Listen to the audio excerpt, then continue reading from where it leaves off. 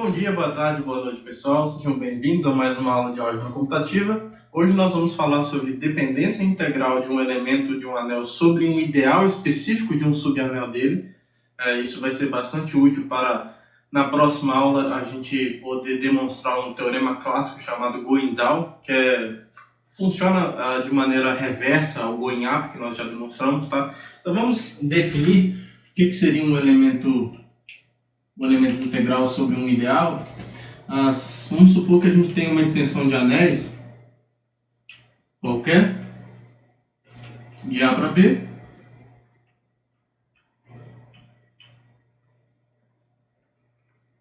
a gente supõe também que A é um ideal do subanel A e B um elemento do anel B. Tá? Então nós vamos dizemos que B é integral sobre A, sobre o ideal A, se a definição é bem similar, tá? a ser integral sobre um subanel. A gente vai exigir que os coeficientes que apareçam numa equação polinomial estejam nesse ideal, tudo bem? Então, se existirem, digamos, a 0 até a n menos 1 pertencentes a esse ideal, tais que, claro, o n aqui natural, né? Tais que a0 mais a1b até a n menos 1 b n menos 1 mais b elevado a n, isso é 0. Tá? Tudo bem? Então, é meio que uma generalização da noção de ser integral sobre um subanel, né? Em particular, se esse ideal aqui for o anel todo, a gente tem a definição original de ser integral sobre o anel A. Tudo bem? E aí a gente vai provar um lema, vou enunciar ele aqui nesse lado, que vai nos ajudar a mostrar que o conjunto dos elementos de B que são integrais sobre um ideal de A, isso forma também um subanel. Na verdade, a gente vai mostrar até algo mais forte do que isso, né? Isso vai definir um ideal, na verdade, do B. Mas para isso a gente vai mostrar o seguinte, ó. Com essas notações aqui, então, com B pertencente a B, com essa mesma notação A ideal do anel A gente mostra o seguinte, ó. B é integral sobre A, sobre o ideal A, se somente se, aqui eu esqueci de escrever, né? São equivalentes, né? São equivalentes. Senão não faz muito sentido, senão fica parecendo que a gente está provando que isso aqui acontece sempre, né? Não é não. Então são equivalentes. B ser integral sobre A é equivalente a dizer que alguma potência dele é integral sobre A, sobre o ideal, para algum n natural. Isso aqui também vai ser equivalente a dizer que o B pertence ao radical do ideal gerado por A em B. Tá? Tudo bem? Então, B é integral sobre A, por exemplo, se o B pertence ao radical do ideal gerado por A lá dentro do B. Tá? O A sendo o ideal do A, não necessariamente ele é um ideal de B, mas aí, como ele é um subconjunto de B, eu posso olhar para o ideal gerado por ele. Tá bom? E a gente consegue mostrar isso daqui. Tá bom? Então, eu vou apagar essa definição para a gente demonstrar esse lema. Bom, demonstração, o 1 implica 2 é imediato, né? Não tem o que fazer. Você pode tomar o n justamente como 1. Então isso aqui é imediato. Se o B é integral sobre o ideal A, é só você tomar n igual a 1 aqui. Tá? E aí a condição 2 é satisfeita, naturalmente. Né? Então vamos provar que 2 implica 3.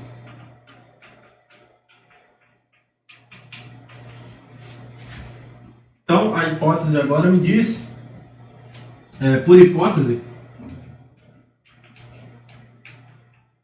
existem, digamos, um m natural, e já que o b elevado a n é integral sobre sobre o ideal A. Então eu tenho coeficientes no ideal A. Tais que isso aqui acontece. Ó. O A0 mais A1, B elevado a N até AM menos 1, B elevado a N elevado a M menos 1, continuar aqui embaixo, mais B elevado a N elevado a M, isso é zero. Tá? Então isso aqui é uma equação de dependência integral de B elevado a N sobre o ideal A, certo? Aí a ideia agora, a gente quer mostrar que alguma potência de B está no ideal gerado por A dentro de B, né? Então isso aqui vai ser fácil, porque agora a gente consegue escrever essa potência aqui, ó, B elevado a NM. Eu vou jogar os outros caras tudo para o outro lado. Isso aqui vai ficar menos A0 mais menos A1 B elevado a N. Aí vou continuar até menos AM menos 1 B elevado a N M menos 1 e só, né? E aí olha só o que a gente tem. Esse camarada aqui do lado, ó, isso aqui pertence a A, tá? E a unidade pertence a B, né? Não tem unidade aqui. Isso aqui pertence a A. E esse camaradinho aqui, ó, pertence a B, ao anel B, né? E por aí vai. Em cada parcela a gente tem um pedaço que está no ideal A, no conjunto Azinho, né? E um outro pedaço que está em B. Então isso aqui também pertence a A. E isso daqui pertence ao anel B. Então, por definição, essa expressão, essa soma aqui, é uma combinação linear finita com coeficientes no anel B de elementos que estão no conjunto A. Então, por definição, isso está no ideal gerado por esse conjunto A minúsculo, né? Então, isso aqui pertence, de fato, ao ideal gerado por A em B. Tá? Então, se alguma potência de B, B elevado a NM, está aqui, é porque, por definição, o B está no radical desse ideal. Tá bom? Então, provamos também que 2 implica 3. Tá? Agora vamos provar que o 3 implica 2. Eu vou apagar aqui o que a gente fez, porque esse daqui vai ser não vai ser tão grande não, mas vai ser um pouquinho maior. Então já vou apagar logo. Tá? Vamos provar então que o 3 implica 1. Agora a gente sabe que o B está no radical do ideal gerado por A dentro de B, e a gente quer mostrar que isso aqui é suficiente para mostrar que B é integral sobre esse ideal A. Certo? Então, nesse caso, a hipótese que a gente tem é o seguinte, ó, por hipótese, existe um N natural tal que B elevado a N pertence ao ideal gerado por A dentro de B, certo? E aí o que acontece? Isso aqui implica então, por definição, que existem A1 até, sei lá, AR, pertencentes ao idealzinho A, e B1 até BR, pertencentes ao anel B, tais que B elevado a N A1B1 até ARBR. Tudo bem? Eu esqueci de colocar uma coisa aqui no enunciado, gente, desculpa. Que para esse lema a gente precisa exigir que essa extensão aqui é integral, tá? E é só nessa, digamos, é só nesse passo aqui que precisa. Então essa extensão aqui tem que ser integral. Tudo bem? Essa extensão tem que ser integral. Porque aí, admitindo que essa extensão é integral, todos esses elementos aqui, ó, B1 até BR em B, são integrais sobre o anel A. Tá bom? O subanel A. Tá? A gente precisa dessa hipótese exatamente nessa implicação aqui. Observe que nas outras duas nem precisou, né? Mas nessa a gente precisa. Tá, então por que a gente precisa disso? Ó? Porque a gente vai considerar uma certa subálgebra gerada por B1 até BR. Então tome C como sendo a subálgebra de B gerada por esses B1 aqui, B1 até BR. Observe o seguinte, ó, como essa extensão é integral, B1 até BR são integrais sobre A, certo? Então, note que como C é uma álgebra finitamente gerada,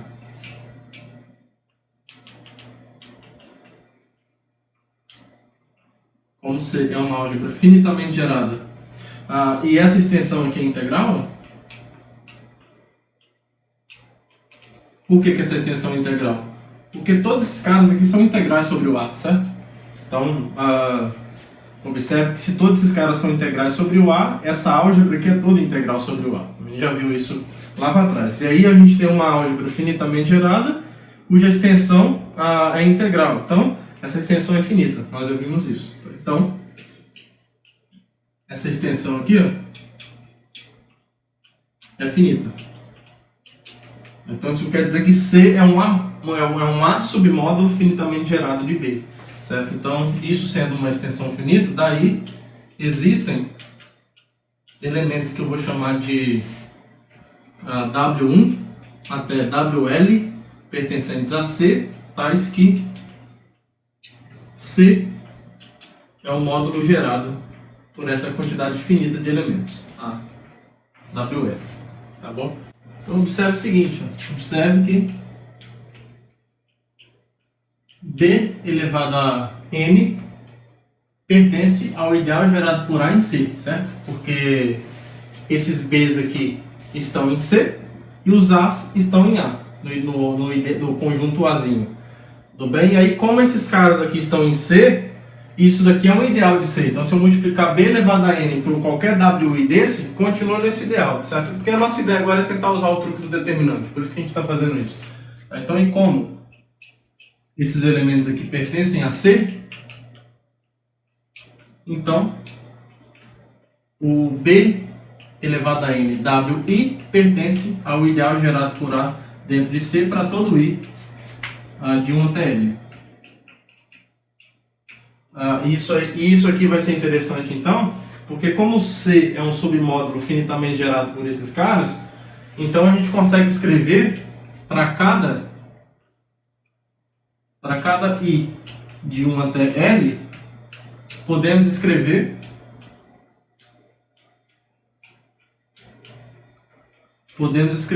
B elevado a N WI como sendo AI1 W1 até AIL WL, onde A e J pertence ao idealzinho A para todo J de 1 até L.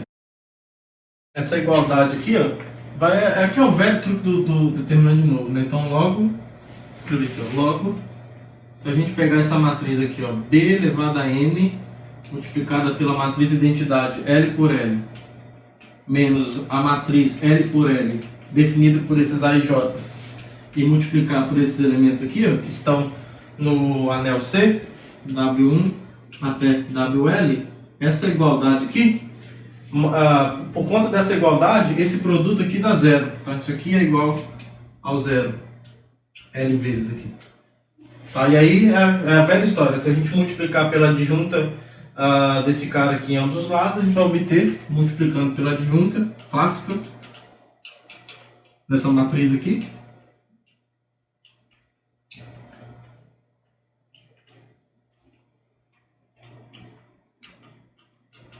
obtemos que o determinante, a adjunta clássica vezes isso, é o determinante vezes a identidade, né? Então, o determinante dessa matriz, B elevado a N menos IL, B elevado a N IL menos a matriz A e J, que é uma matriz com entrada sempre nesse idealzinho A. Isso daqui, que vai ser a identidade multiplicada por esse elemento aqui, ó. Então é o próprio elemento, é o próprio vetor, W1 até WL. Isso aqui tem que ser zero. Tá? E aí, agora esse determinante aqui, ó, passa a ser uma expressão polinomial em B, né? Com coeficientes dado por A e J multiplicado pelos B's, que vão todos estar no ideal A. Tá? Os coeficientes. Então deixa eu apagar isso aqui. Eu vou deixar só esse C quietinho aqui, porque a gente vai usar ele aqui rapidinho. Então essa igualdade nos diz isso. Ó. que esse elemento aqui, ó, determinante de B elevado a N e L menos A e J multiplicado por WI, isso é zero para todo I, de 1 até L. Tá? E aí, como o C é gerado por W1 até WL, isso implica que esse elemento aqui, ó, IL menos A e J, isso é multiplicado por V, é zero para todo V pertencente a C. Tá? Já que esse cara multiplicado por WI é zero para todo I de 1 até L, e os WIs geram C como a módulo, então, se a gente pegar qualquer V em C, isso aqui vai continuar sendo verdade, porque V é uma combinação linear desses caras. Então, quando você usar a distributividade, você acaba concluindo isso. E aí, em particular, a gente aplica isso para a unidade, tá? Como a unidade está em C, que é um subanel, então, o determinante vezes 1 dá 0. Então, esse determinante aqui é 0.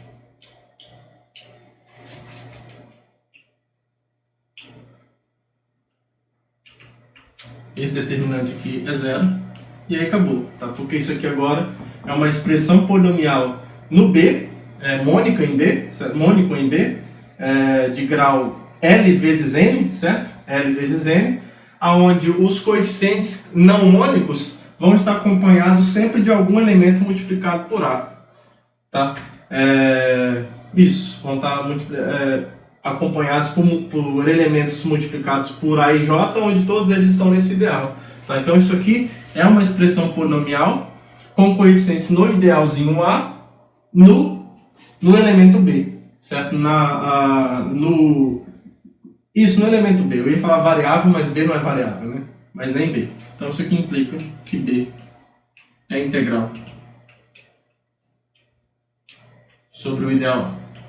Tá bom? Então é o velho truque do determinante aplicado novamente. Tá? Então esse lema está devidamente demonstrado, só reforçando, a extensão aqui tem que ser integral para que a gente consiga provar esse resultado. Agora então a gente vai definir o fecho integral de um ideal em um superanel. Se a gente tiver então uma extensão qualquer de anéis, seja uma extensão de anéis,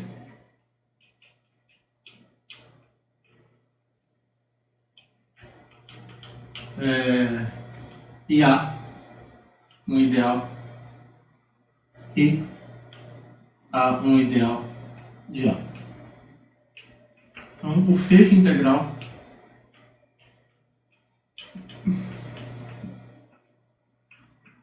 de A em B é definido como a gente vai dar uma anotaçãozinha assim, ó, A fecho em B, e são os elementos que estão no anel B, que são integrais sobre esse ideal. Bem natural essa definição, né? Sobre A. Tá bom? Então isso aí é o fecho integral de um ideal no anel. Um superanel, né? Onde ele é ideal. E aí, nessa proposição aqui, a gente vai provar, usando o lema anterior, a gente vai provar o seguinte: a gente vai provar com essa notação aqui, a gente vai mostrar que o fecho integral de A em B é precisamente o radical do ideal gerado por A no fecho integral do anel A em B. Olha que simetria bonita dessa igualdade. Tá? A gente tem essa extensão A contida em B. Aqui no meio eu tenho o fecho integral de A em B. Certo? Aí eu tenho aqui embaixo o ideal A, que está aqui dentro também. Aí aqui eu vou olhar para o fecho integral de A em B. Claro que essa igualdade aqui ocorre, né? Evidente que essa igualdade aqui ocorre. Pela mesma razão, né? Se você pega um elemento T no ideal A, é só você olhar para essa expressão aqui, ó, menos A mais x igual a zero. Os coeficientes, exceto pela parte mônica, que a gente não exige que isso esteja no ideal, essa parte aqui pertence, aqui é o t, desculpa, menos t. Isso aqui pertence ao ideal A, é uma expressão mônica em que se eu colocar o t aqui, zero. Tá? E óbvio, se o t está nesse ideal, está no anel A que está no anel B, então ele está aqui também. Então ele está em B e é integral sobre o ideal A. Então essa inclusão aqui é bem imediata. E aí, a gente vai mostrar que essas duas coisas aqui têm uma relação. A relação entre elas é que o fecho integral desse ideal em B é o radical do ideal gerado por A em B. Opa! De novo. É o radical do ideal gerado por A no fecho integral do anel A em B. Tá aqui. Isso. Agora sim. Agora está certo. Tá? Então vamos provar esse resultado.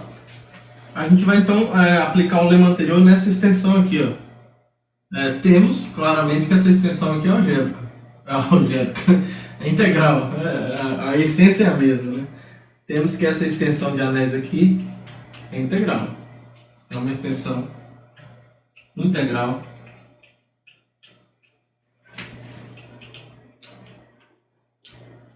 de anéis. Tá, então, pelo que nós vimos no lema anterior, a gente tem isso daqui, ó. Vamos ver se dá para criar uma sequência de equivalências. Ó. Dizer que o B está no fecho integral de A em B, isso é equivalente a dizer que o B pertence a B, certo? E é integral sobre o ideal A. Sobre o ideal A. Tá? Agora, como ele pertence a B e é integral sobre o ideal A, isso também é equivalente a dizer, ó, que ele pertence ao fecho. Ó, se o B pertencente a B é integral sobre o idealzinho A, ele também é integral sobre o anel A, porque o Azinho está contido no Azão. Então aqueles coeficientes que pertencem ao ideal estão no anel A também. Então isso torna B integral sobre o anel A também. Então isso implica que B está no fecho integral de Azão em B e continua sendo integral sobre o ideal Azinho. Tá? E aí a volta também vale, né? Essa implicação vale e a volta também vale, porque se o B está no fecho integral de A em B, em particular ele está em B. Isso aqui é um subanel de B, certo? E se ele é integral sobre o ideal A, ele continua sendo integral sobre o ideal A. Só que aqui agora a gente vai usar a equivalência 1 para 3 do lema anterior. Como essa extensão aqui, ó, é integral, a equivalência 1 para 3 do lema anterior me diz que o B nesse anel maior aqui, ó, que é integral sobre o A, é integral sobre um ideal se somente se, que é pelo lema anterior,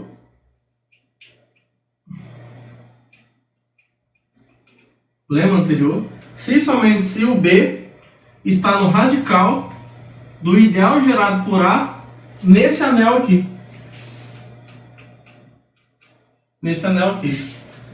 Certo? Então acabou. A gente mostrou então que para qualquer B pertencente ao Bzão, o B está nesse fecho integral de Azinho em B, se somente se o B está no radical desse ideal gerado por A no fecho integral de A em B. Tá? Então a gente obteve essa igualdade de um jeito bem legal, é só uma aplicaçãozinha rápida do lema anterior. Tá? E aí, em particular, um corolário rápido ainda dentro dessa notação aqui, em particular, esse camaradinho aqui é um ideal radical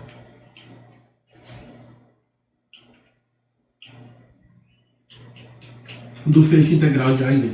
Tá? Então, se A é um ideal de A, então fecho integral de A em B é um ideal radical do fecho integral do anel A em B. Tudo bem? Então, isso é um ideal, então isso é fechado para a soma, fechado para o produto por fora, né, o que é ótimo, e tem o zero ali dentro. Tá? E ele admite o elemento neutro. Tudo bem? Então, isso aqui é imediato, né? Não tem nem o que fazer, é imediato dessa igualdade aqui. Ó. E do fato que o radical de qualquer ideal sempre é um ideal radical. E aí agora a gente vai provar o principal resultado da aula de hoje, que é o seguinte. Vamos supor que eu tenha uma extensão de domínios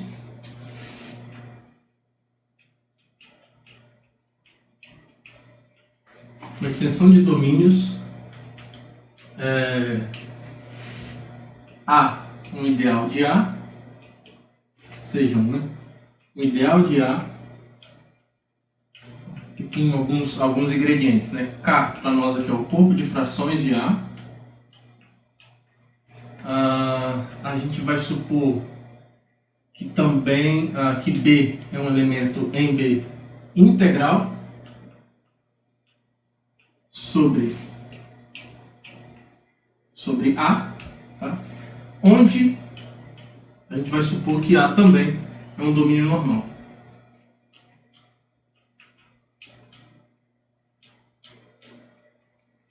A é um domínio normal.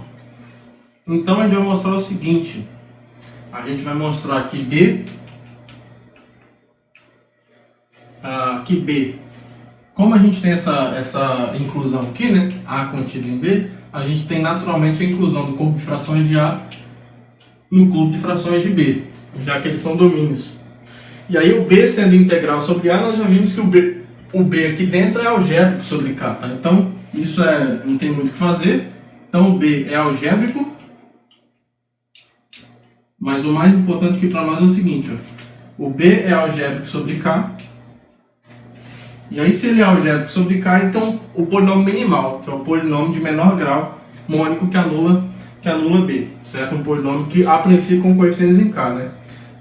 E se a gente escreve o polinômio minimal, eu vou usar essa notação aqui, tá? Para o polinômio minimal.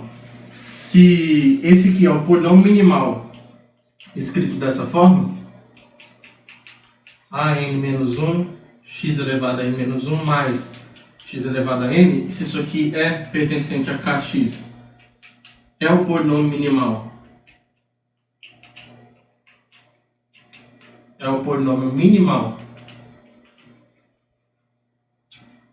de B sobre K. Então, o que a gente consegue concluir é que todos esses coeficientes do polinômio minimal estão no radical desse ideal aqui. Aqui, ó, B integral sobre o ideal A, tá? Desculpa. Tá? Porque aí agora sim faz sentido.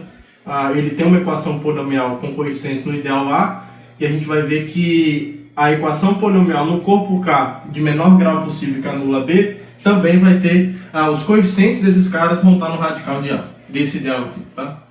Então o AI está no radical do ideal A para todo I de 0 até n-1, tá? Então, em particular, o polinômio minimal de B sobre K é um polinômio em AX, né? É um polinômio sobre o domínio A original mesmo, né? Então, em particular,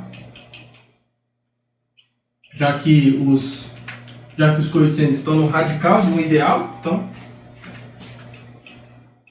esse polinômio minimal pertence ao AX. Tá? Ótimo. Então a gente vai começar a demonstração aqui, ó. A primeira coisa que a gente tem é o seguinte, ó, pela proposição anterior,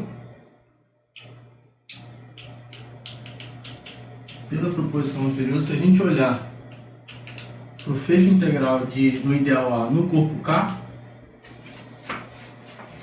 certo? Aqui eu estou considerando essa extensão aqui, né? A no corpo de frações de A. Isso daqui, ó, é precisamente o radical do ideal gerado por A no fecho integral de A no corpo K, que é o fecho integral de A, né? Desse domínio.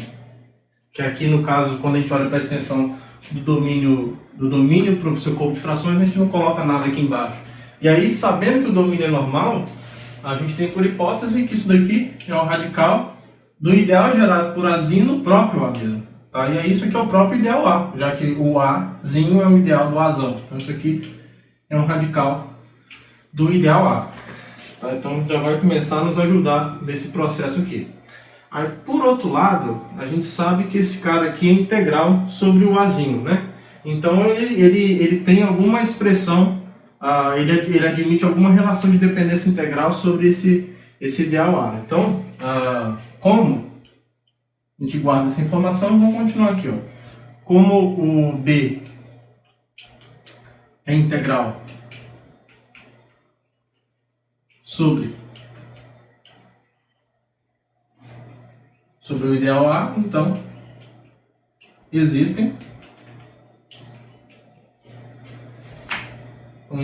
aqui, sei lá, C0 até Cn-1, digamos assim, no ideal A, tais que o C0 mais C1b até Cn-1 b elevado a n-1 mais b elevado a n, isso aqui é zero, certo? Isso aqui é zero. Tá? E aí a gente quer comparar isso daí com um polinômio minimal de b em k. Então, se a gente chamar aqui, ó, se a gente chamar de f esse polinômio que está desse lado, no lugar de b colocar uma indeterminada, então, se f for C0 mais C1x mais Cn x elevado a n menos 1, aqui talvez não seja uma boa ideia, né? Usar o mesmo n, porque, bom, a princípio a gente não vai saber se esses caras têm o mesmo grau. Então deixa eu colocar um natural diferente aqui, R, tá? Só para não obrigar esses caras a serem iguais. Por enquanto. Vai acabar sendo, mas por enquanto não. R, isso. E aqui o x elevado a R. Então esse polinômio aqui ele está em A de x em particular, né? Porque os coeficientes estão no ideal A. Então isso aqui também é um polinômio no K de x. A gente vai guardar essa informação. Por outro lado, a gente vai tentar decompor esse polinômio aqui, ó, em todas as suas raízes possíveis, em que b é uma delas, né? Então a gente vai lá para o fecho algébrico do K. Então seja K barra, eu não sei se esse K é algebricamente fechado, mas eu pego um corpo maior que ele, que é. Então seja K barra um fecho algébrico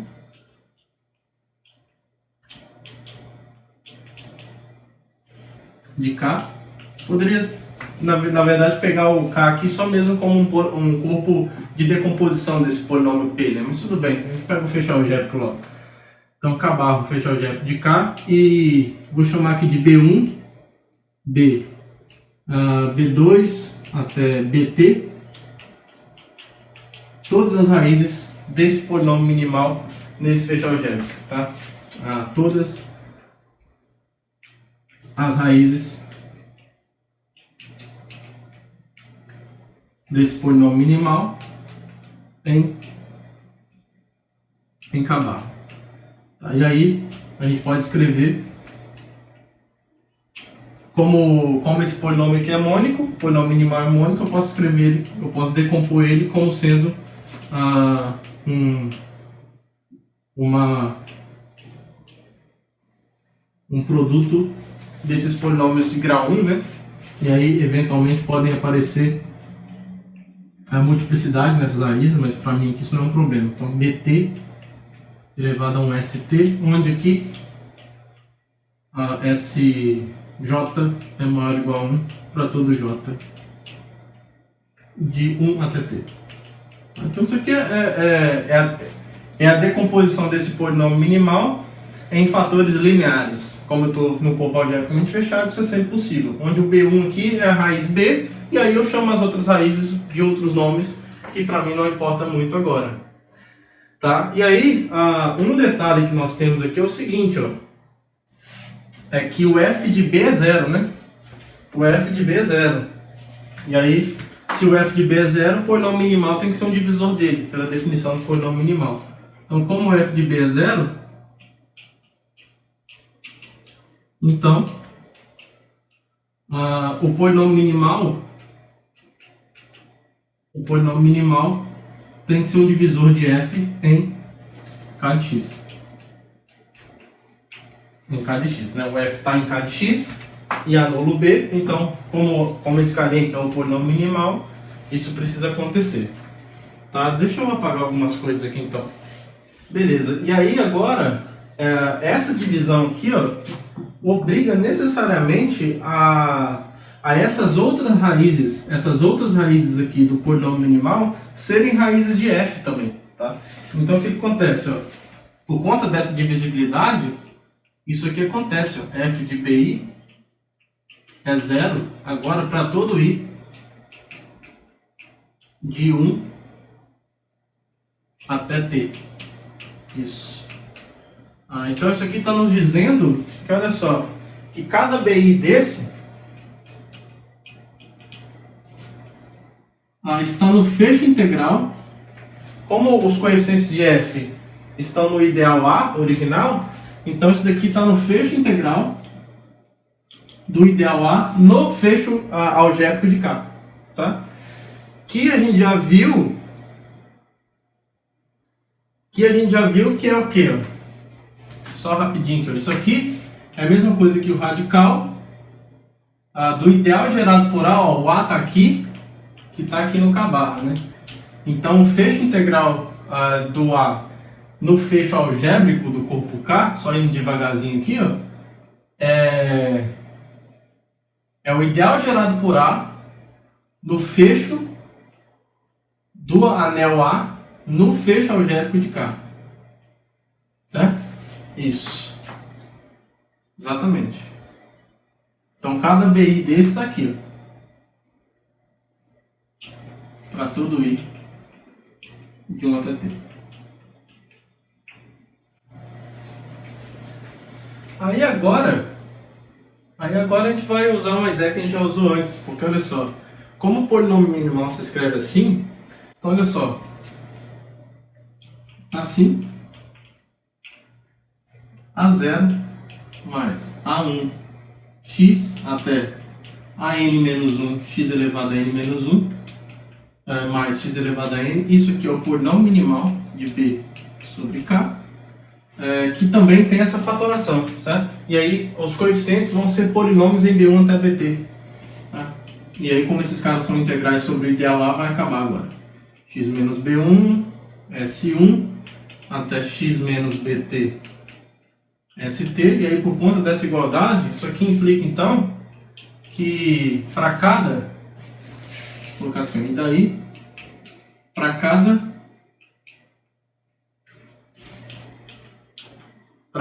I de 1 até N menos 1, 0 até N menos 1, desculpa, 0 até N menos 1, existe um polinômio que em T indeterminadas, existe um FI pertencentes a, vamos ver aqui, só que aqui a gente consegue um polinômio sobre o A.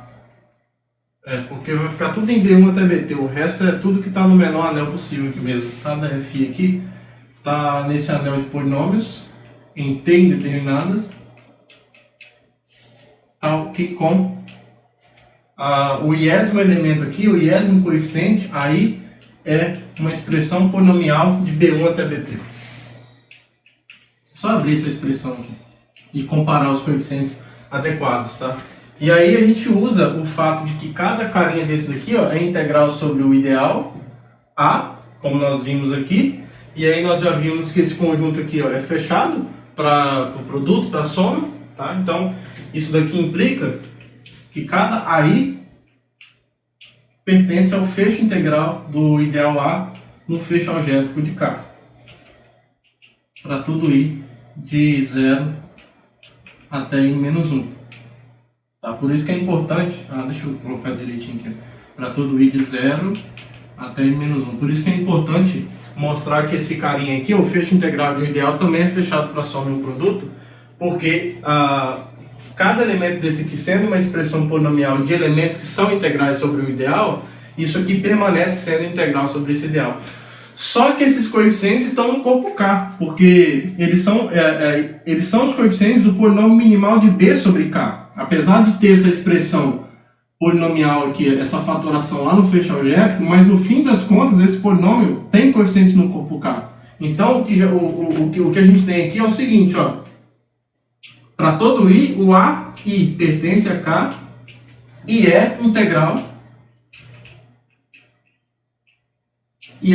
sobre o ideal A.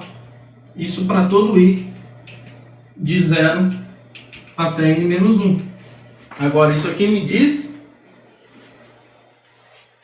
que o AI está no fecho integral do ideal A no corpo K, que nós vimos no início da demonstração ser a mesma coisa que e o radical de A por conta desse domínio que está sendo envolvido aqui ser normal, né? Lembra que isso aqui é igual ao radical do ideal gerado por A lá no fecho integral desse domínio A. Só que esse domínio A é normal, então o fecho integral dele é ele mesmo. E aí o ideal gerado por A em A é o próprio A. Tá? Então por isso que a gente tem essa igualdade, só para relembrar. Então a gente tem que o AI pertence ao radical de A para todo I de 0 até n menos 1, que era precisamente o que eu queria provar. Está aqui demonstrado, então, o que nós gostaríamos de provar. Tá bom? Então, isso encerra a demonstração desse belo teorema. E como corolário desse resultado, a gente vai estender algo que a gente provou para domínio de fatoração única para os domínios normais. Tá? Então, vamos pegar aqui um domínio normal.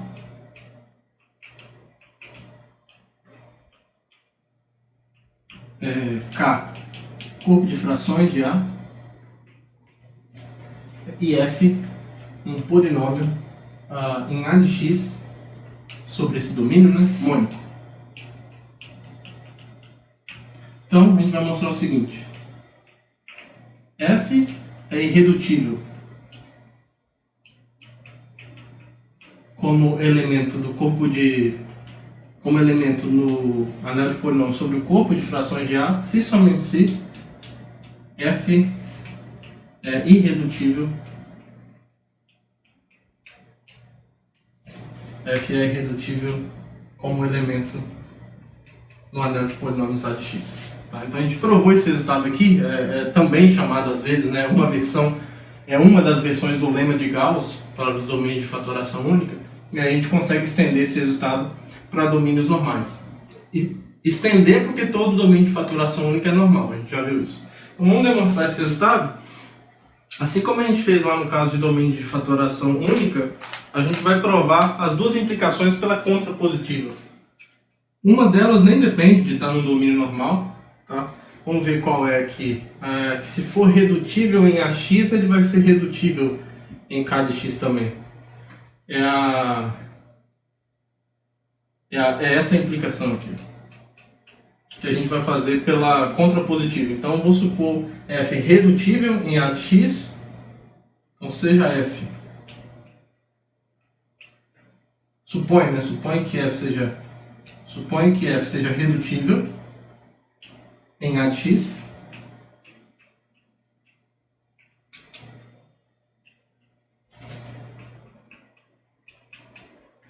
Então eu quero mostrar que ele é redutível em K de x. Bom, se ele é redutível em A de x, podemos escrever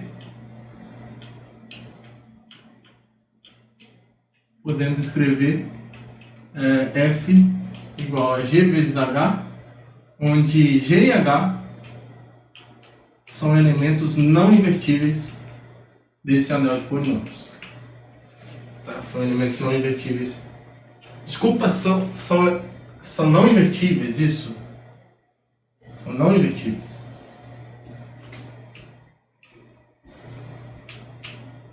Falei uma coisa, escrevi outra. Pertencem a de x, mas não são invertíveis.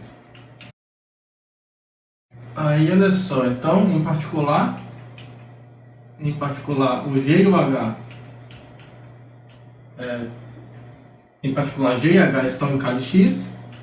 A gente quer mostrar agora que G e H são não invertíveis aqui, né? Então vamos supor para o absurdo, primeiro, suponha para o absurdo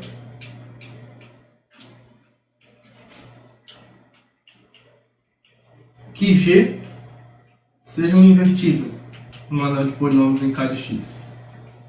Então se isso acontecer, os invertíveis de K de x, como K é um corpo, são os elementos do próprio corpo, né? Então logo, o G é um elemento do corpo e é diferente de zero. Tá? E aí o que vai acontecer? Isso vai implicar que o G tem que estar no A de x, né? Desculpa, que o G tem que pertencer ao A. Porque ele é alguém de grau zero, né? Ele é uma constante, está em A de x. Só que A de x intersectado com K menos zero, ele é um polinômio constante. Só que os coeficientes dele tem que estar em A. Então, ele é alguém que está no próprio anel A. Como? O G está em A de x. Então, o G pertence ao A. E aí, agora a gente vai conseguir mostrar também o fato de F ser mônico vai implicar que o G tem que ser invertível no domínio A. E aí ele vai ter que ser um invertível em A de X, o que vai produzir uma contradição. Tá bom? Então, o que vai acontecer? Como F é mônico,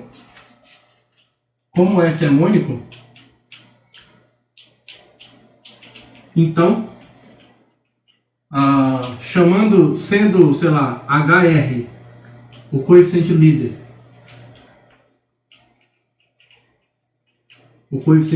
de H, que está em A, certo? Está em A porque o H está em A de X, segue necessariamente que G vezes HR, isso aqui é o coeficiente líder de G vezes H, certo? Porque G já está em A. Só que o coeficiente líder disso é o coeficiente líder de F, só que F é mônico, então isso aqui tem que ser 1. Então o HR pertence a A, o G pertence a A, e eles são tais que o produto dos dois é 1. Então isso aqui está me dizendo que o G é invertível no domínio A, o que implica que G é invertível como elemento do anel de polinômios, A de X. Isso aqui é uma contradição. Tá? Então a conclusão é que o G não é invertível em K de X. Tá bom? E aí, pessoal, de maneira inteiramente análoga, você mostra que o H também não pode ser invertível, em K de X. Você faz a mesma conta, só que você vai inverter. Certo? Você vai trabalhar com o coeficiente líder de G, você vai concluir que o H pertence ao A, se você supor que o H é o invertível em K de X, o H vai ter que estar em A, e aí H vezes o coeficiente líder de G tem que ser 1, porque esse cara é mônico, e aí o H vai ser invertível em A, logo invertível em A de X absurdo. Então, analogamente,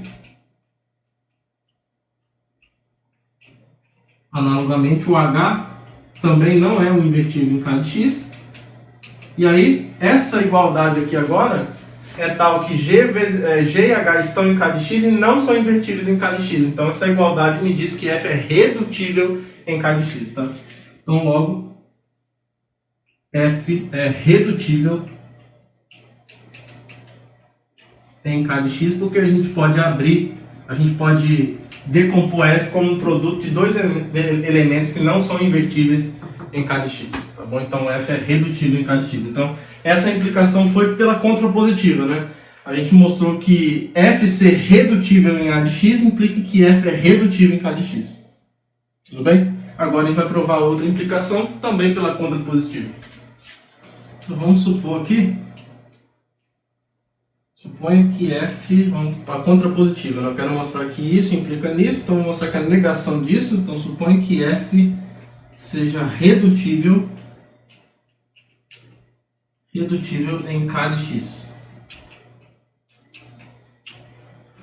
Então, bom, se ele é redutível em K de X, como o K de X é um domínio de fatoração única, com certeza, né? Porque K é um corpo.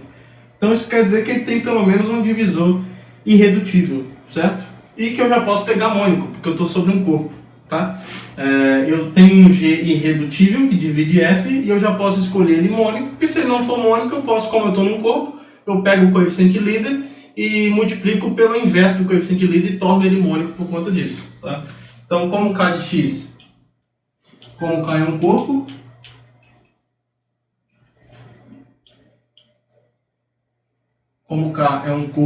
e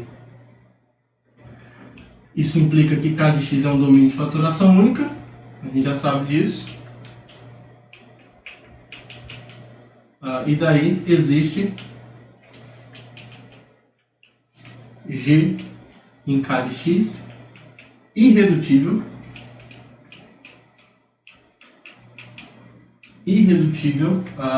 mônico,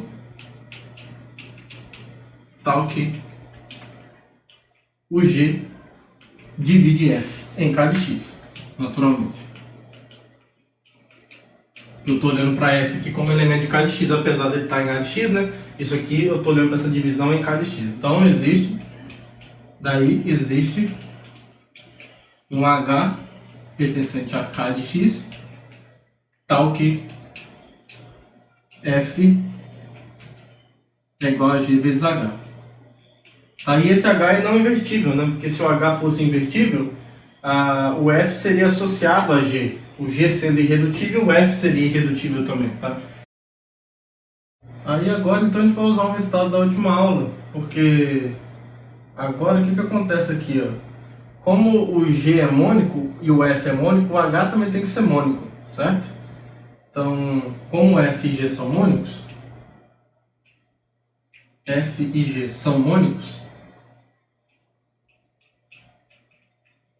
então o H é mônico.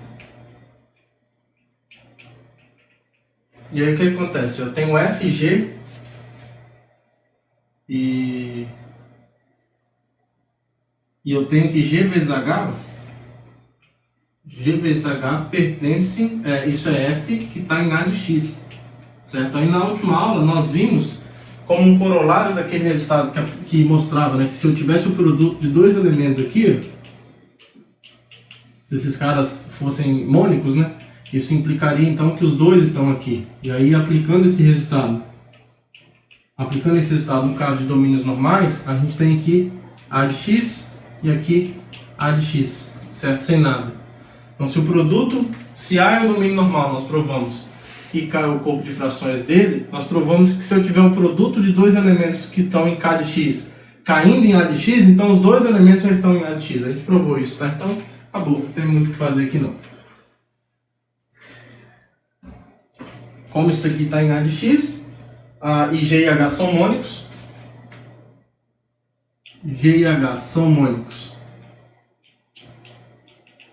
e A é um domínio normal, isso aqui é importantíssimo.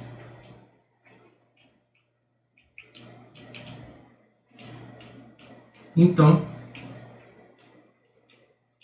G e H pertencem a A de X. G e H pertencem a A de X, tá?